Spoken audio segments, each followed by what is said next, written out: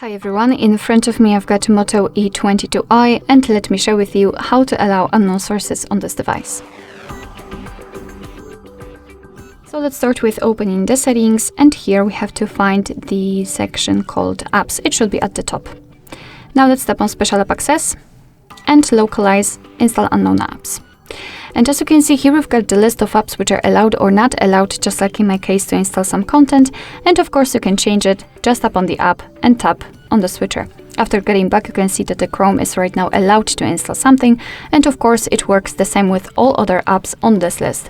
However, be aware that you're doing it on your own responsibility, because some third-party apps aren't verified by the developer, so you may put your data and actually whole device at risk. So really remember about that and choose the apps wisely.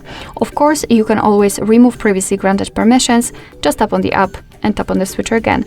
And as you can see, the Chrome is not allowed to install anything. Alright, so that will be all.